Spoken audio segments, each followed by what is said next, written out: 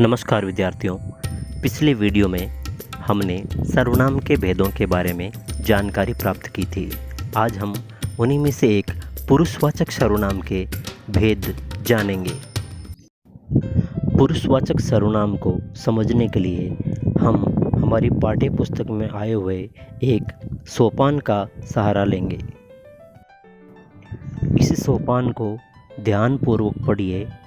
इसमें काले छपे अक्षरों को पहचानिए।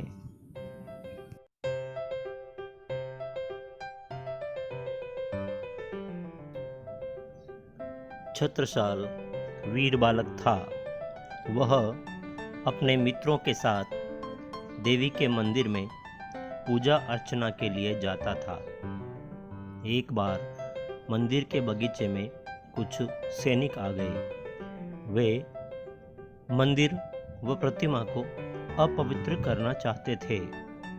छत्रसाल ने उन्हें रोका तो वे बोले, तुम हमारे रास्ते से हट जाओ, वरना हम तुम सबको मार डालेंगे। इस पर छत्रसाल को क्रोध आ गया।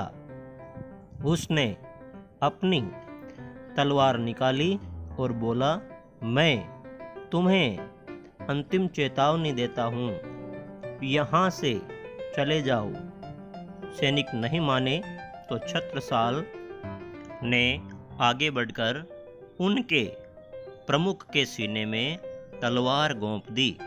तलवार सीना चीरकर आर पार निकल गई। वह मर गया। सैनिक भाग गए। प्रिय भैया बहनों, इस सोपान के बाद हमारी पाठ्य पुस्तक में प्रश्नोत्तर शैली से समझाया गया है, जिसमें पहला प्रश्न है, गहरे छपे शब्दों को नीचे लिखिए। उत्तर है वह, वे, उन्हें, तुम, हमारे, हम, उसने, अपनी, मैं, तुम्हें, उनके। ये सभी शब्द सर्वनाम शब्द है, पुरुषवाचक सर्वनाम शब्द है जो संज्ञा शब्दों के स्थान पर प्रयुक्त किए गए हैं।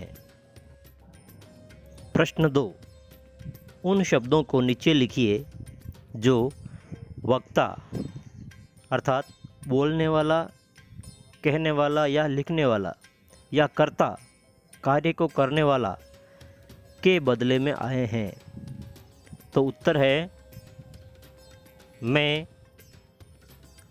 हम, हमारे। इस प्रकार जिन सर्वनामों का प्रयोग बोलने वाले या लिखने वाला अपने लिए करता है उन्हें उत्तम पुरुषवाचक सर्वनाम कहते हैं, जैसे मैं, मेरी, हम, हमारे। उदाहरण के लिए हमारे इस सोपान में आए इस वाक्य को देखिए, मैं तुम्हें अंतिम चेतावनी देता हूँ। मैं यहाँ पर छत्रसाल ने अपने लिए प्रयुक्त किया है।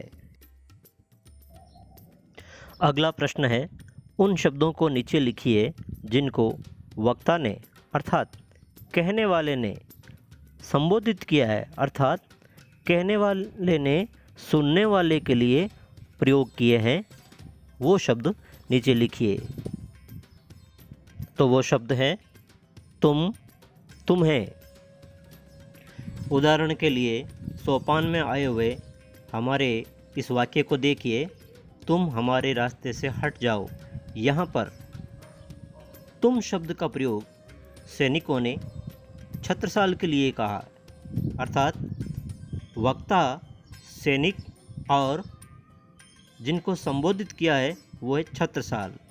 सैनिकों ने छत्रसाल को संबोधित करते हुए कहा, तुम हमारे रास्ते से हट जाओ। अतः जिसके साथ वक्ता का सीधा व्यवहार होता है उसके बदले में आने वाले शब्द को मध्यम पुरुषवाचक सर्वनाम कहा जाता है, जैसे तू, तुम, तुम्हें, तुम्हारे आदि। इस प्रकार जो वक्ता के व्यवहार का विषय होता है, अर्थात जिन सर्वनामों का प्रयोग बोलने वाला, किसी अन्य व्यक्ति के लिए करता है उन्हें अन्य पुरुषवाचक सर्वनाम कहते हैं, जैसे वह, यह, वे, ये, उसे, उसकी, उन्हें, उनके आदि। उदाहरण के लिए ये वाक्य देखिए, वह अपने मित्रों के साथ देवी के मंदिर में पूजा अर्चना करने के लिए जाता था। इस वाक्य में वह शब्द का प्रयोग लेखक ने या वक्ता ने छत्रसाल के लिए प्रयुक्त किया है, अर्थात हमें बताने के लिए अन्य पुरुष यानी कि छत्रसाल के लिए वह शब्द का प्रयोग किया गया है। इस प्रकार हम कह सकते हैं कि पुरुषवाचक सर्वनाम के 3 भेद होते हैं: उत्तम पुरुषवाचक सर्वनाम, मध्यम पुरुषवाचक सर्वनाम और अन्य पुरुषवाचक सर्वनाम।